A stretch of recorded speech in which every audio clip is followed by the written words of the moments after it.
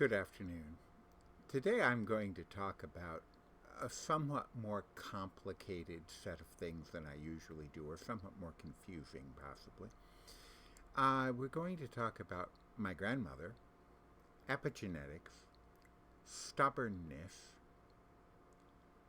and mice. Now, we've thought we had a solid understanding of genetics for quite a while. But in the last 20 years, some new information has emerged scientifically that doesn't just suggest, it shows that something we discarded many years ago actually has quite a bit of validity to it. At one point, characteristics were assumed to be inherited. You probably learned that in high school, that there was a belief that, giraffes stretched their necks so their kids had longer necks, that sort of thing. And it was discarded. Over time, for lack of robust evidence. And in the last 20 years, there's been proof that, maybe more than 20, but at least 20 or about 20, there's been proof that epigenetic triggers alter the way that DNA that we normally think of as not useful is expressed. There's evidence that this plays a role in a number of things, homosexuality being one of them, but others as well. But it's been assumed primarily, they sort of shoved that into the existing theory as being something that had a generational effect. So if your epigenetics were altered in the womb, I don't know, to make you gay, I'm just using an example because obviously it's one I have read about a bit, it wouldn't affect your offspring if you had any. Well, that doesn't appear to be true. In 2014, the January edition of Nature Epigenetics? Well, one of the Nature Genetics. Hold on a second so that we actually know.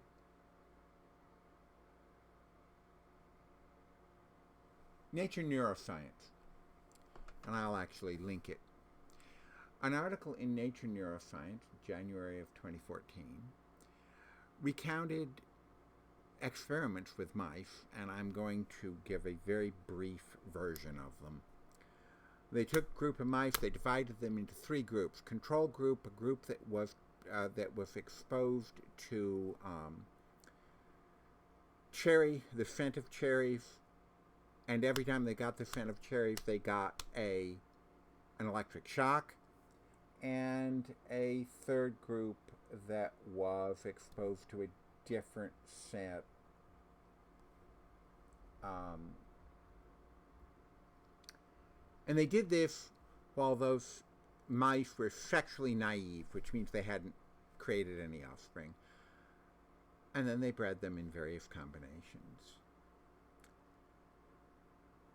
And what was discovered was, and again, this is greatly simplified, but it's absolutely accurate. What was discovered was that the male mice that had been shocked when they smelled cherries were afraid of the scent of cherries. No surprise there, it's a Pavlovian response. Their children were afraid of the scent of cherries, even though they hadn't been conceived when the father was exposed. And then further generations, at least to, I believe it's the 8th generation, remained afraid of the scent of cherries, even though they'd never been exposed in any way and weren't even the offspring of someone who had been exposed. It's an amazing finding. It has enormous ramifications for things like addiction treatment and many other things. And it also indicates that once an epigenetic trigger is put into effect, it continues. It gives new meaning to something my grandmother used to say. My grandmother was a very old-fashioned, by the standards of my maternal line, which was very British, and we were grantees of the Duke of York when he came to New York, so apply appropriate social conditioning. And I remember my grandmother. She lived until I was 7. People in my family, I am on target in July to become the oldest person in the history of my family, at least for 12 generations. So we don't live a long time. Or we haven't historically. I intend to beat that. She used to say, it's all the blood. It's all the blood. She did not believe that people, on something like addiction, for example, she believed that it was built in, that they could absolutely abstain, but that once they started down the path, they were powerless. She really believed that. She also believed that many, many things were genetic. Many, many, many things. Characteristics, it was the blood, period. Now, I discarded that by the time I was in my teens. I support nurture over nature. I always did. And I've lived my beliefs, and in many cases, usefully. However, there appears to be some truth to what my grandmother said. Epigenetics can alter over many generations our behavior. Now, the argument that the article makes, the only article it makes, is that trauma can alter the reaction of people to things related to the trauma that was. And even that was too much for a certain part of the scientific community, even though it was published in one of the most prestigious publications in the world, even though it was replicated repeatedly and also shown with female mice. This initial study only showed it with males. There were numbers of academics, and remember I served in the academy, there were numbers of academics who absolutely rejected this. Oh, that can't be. There's no protein connection that we can prove. And that's what I mean about stubbornness. We have been stubborn on discoveries at least since 0 AD, and probably long before. The church tortured Newton, whoever, for the heliocentric, the sun-centered version of the universe. People, alchemists, who did nothing but what we would now call chemistry, were burned alive in fairly large numbers. Why? They challenged the orthodoxy. And the church was the authority at the time. Make no mistake, they were the authority, even more so than the scientific community and the academics are now. And they were wrong all of the time. Not every time, but many times. And they pushed and pushed and pushed against facts that challenged them. We haven't changed. Yes, the various splinter churches still push against facts, but they're losing, period. That doesn't mean there's not anything wrong with faith. It means there's something wrong with blind obedience to outdated systems. And the Bible and the Quran and the Torah are outdated systems. There are too many factual errors. They cannot be respected any longer. They can be admired. They can be morally followed if that's what you feel like, but they're not facts. But we're doing the same thing.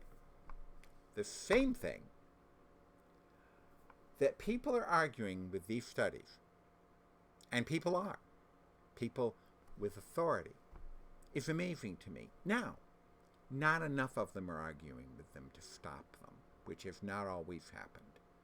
This has been repeated again and again. Troy was a myth and no one believed it existed till Schliemann dug it up. Ur of the Chaldees. Nobody thought Ur existed until it was discovered and dug up. Now they've found another new Mesopotamian civilization just recently. I just started reading about it. The Americas, the authorities and experts insisted that the North and South America only had a few million people when the Europeans came. Now they have found a city due to LIDAR, which is deep penetrating and can penetrate through the jungle. They have found a city in South America, I don't remember which country, that would have supported as many people as Manhattan, if not more. It was the largest city in the world in the 13th and 14th. I think it was the 13th and 14th century. It just keeps repeating. And it slows us.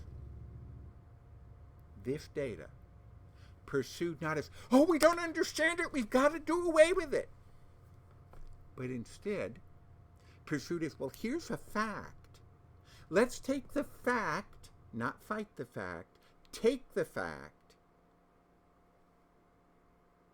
and figure out the things around the fact.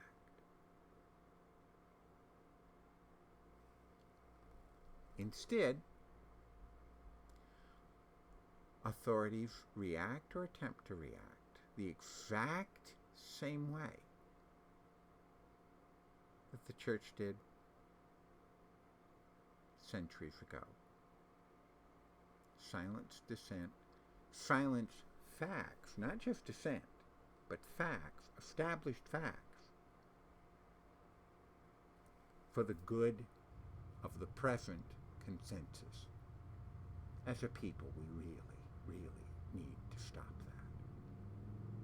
that. On the other hand, I've got to, show respect to my grandmother, because apparently she knew more than she thought. I thought she was just following old beliefs that she couldn't change, and it turns out there was quite a bit of validity to them.